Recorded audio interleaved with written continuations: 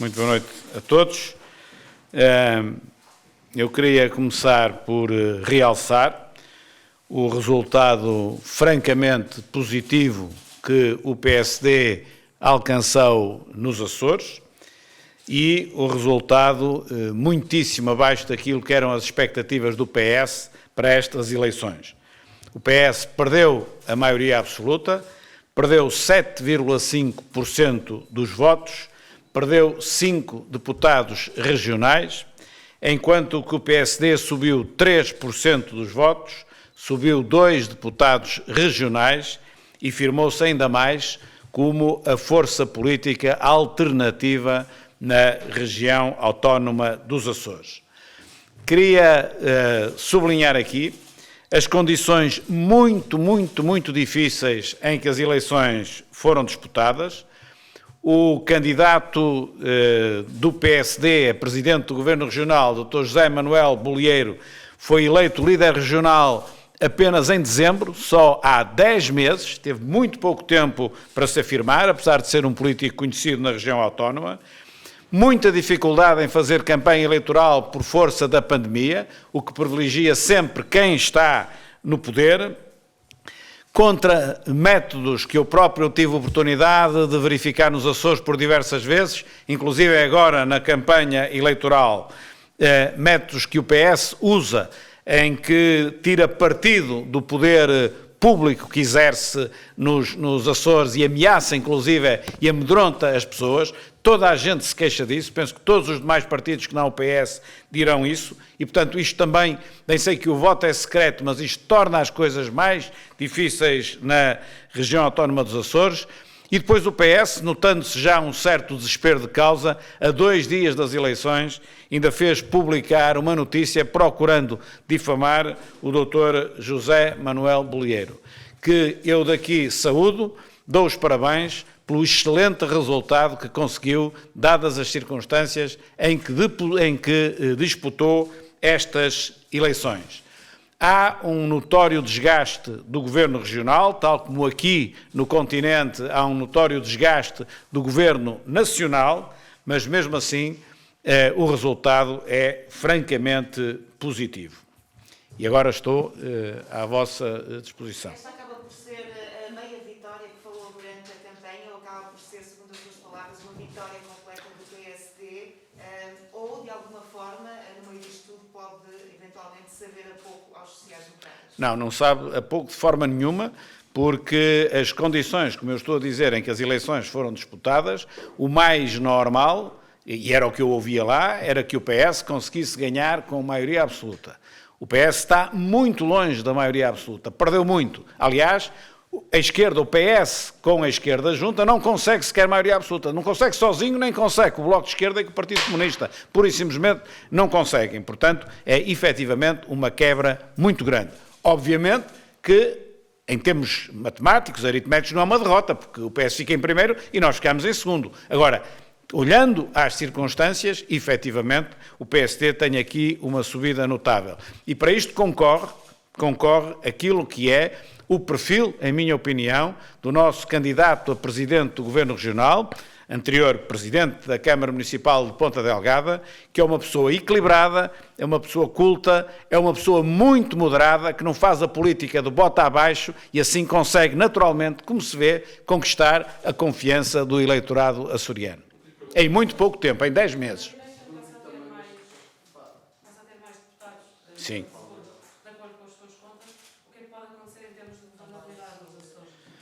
Obviamente que, em face destes resultados, a governabilidade dos Açores não é simples. Porquê?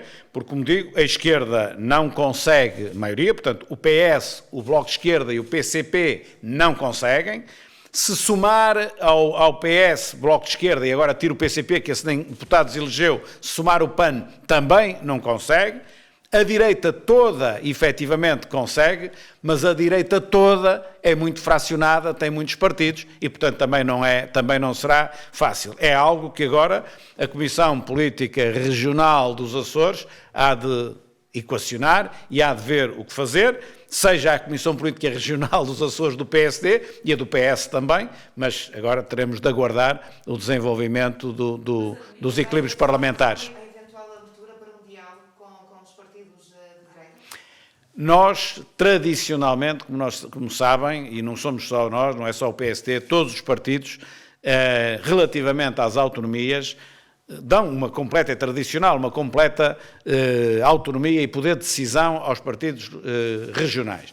Portanto, será o PSD nos Açores que irá determinar aquilo que pretende fazer, sendo que antes disso também tem o Partido Socialista, que é quem vai ser chamado a fazer o governo regional, a forma como o Partido Socialista o irá fazer, iremos ver. Digamos que o primeiro passo é do PS, não é do PSD, porque foi mais votado que o PSD. Eu disse também se de alguma forma é possível, claro, é quase aquele ponto obrigatório, retirar ilações nacionais para uma eleição tão específica quanto as eleições dos Açores, do governo regional, mas vai Sim. nos próximos dias perceber de que forma é que isto se liga aos resultados eventualmente nacionais. É muito difícil de medir isso, não é?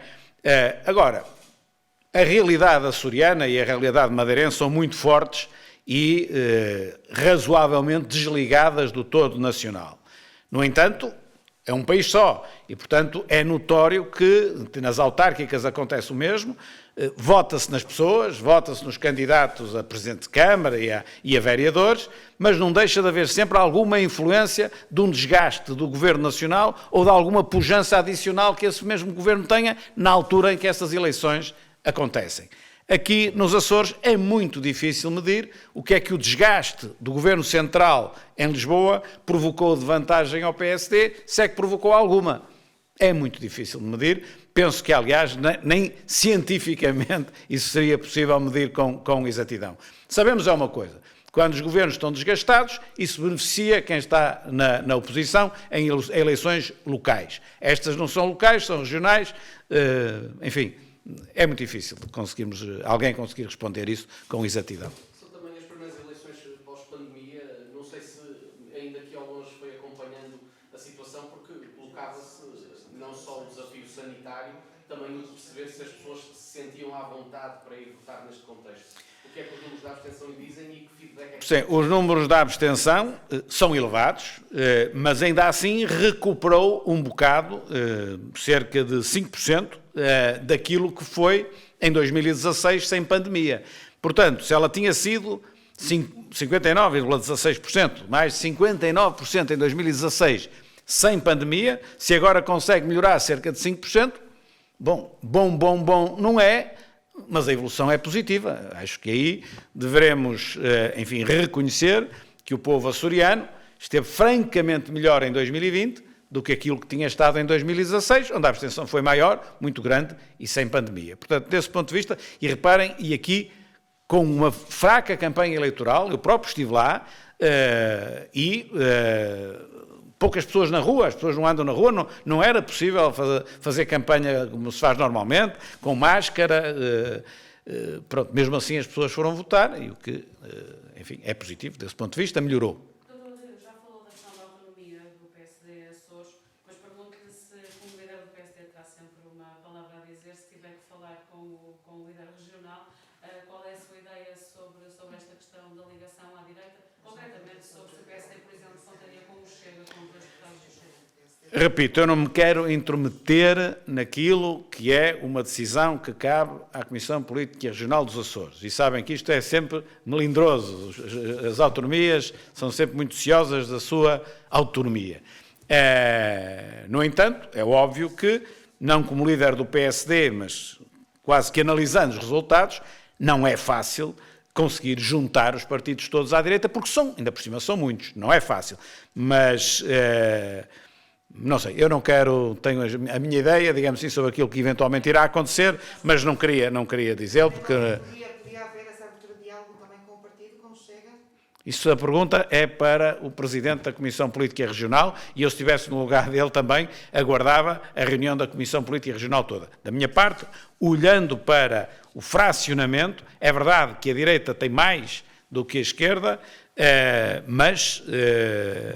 Não é fácil conseguir juntar todos estes partidos. E depois há aqui um partido que é o PAN, que nem é tanto à direita nem tanto à esquerda, portanto também é um partido que pode ter aqui um papel, mas veremos. Conhece a região, ficaria surpreendido se outro partido, que não o PSD, viabilizasse este governo regional PS? Como? Do que conhece a realidade dos Açores, ficaria surpreendido se outro partido à direita, que não o PSD, Mesmo aí não é fácil, mesmo outro... Hã? Poderá ter essa abertura? Bem, isso não sei, eu penso que não é muito normal o CDS no continente se assumir como, enfim, uma posição feroz e violenta contra o Partido Socialista e depois, numa região autónoma, fazer uma coligação de governo, mas isso não me compete. Este fim de semana foi também fim de semana de novidades ao nível do orçamento do Estado. Os partidos à esquerda vão assumindo a sua posição, falta neste momento um voto. Pergunto-lhe se em relação ao PSD se está clara a posição, não da Generalidade, que essa já deixou bastante claro, se há alguma possibilidade de mudar o voto na votação final global, tendo em conta este desenho agora à esquerda. Quer dizer, em tese tudo é possível, mas é só em tese. Na prática, se nós analisarmos, quando nós votamos contra um orçamento na Generalidade, na prática estamos a dizer que nem vale a pena baixar à especialidade, que por mais que se mude, nunca muda o suficiente para ficar em condições. Na prática é o que se diz, porque senão a pessoa abstém-se, os partidos abstêm-se na Generalidade para ver com alguma esperança se na especialidade a coisa se compõe. Portanto, nós vamos votar contra na Generalidade, na convicção de que por mais alterações que se possam fazer na especialidade, no caso do orçamento passar, e admito que passe, portanto, na convicção que não vale a pena, porque por mais alterações que se façam, ele não vai ficar em condições de fazer aquilo que eu tive oportunidade já de explicar que deve ser feito. Não se consegue transformar um orçamento de distribuição e que praticamente não olha para as empresas, que é absolutamente vital, num orçamento que passa a olhar fundamentalmente para as empresas.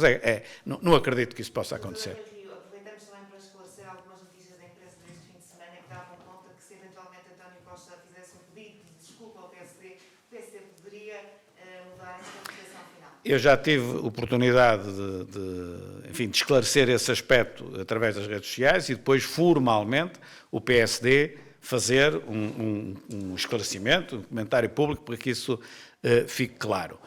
O Primeiro-Ministro teve uma posição política pública em que disse que, politicamente, alinha claramente com o Bloco de Esquerda e com o PCP e que nada quer com o PSD, ao ponto de, se precisasse do PSD para viabilizar o orçamento, o seu governo acabava.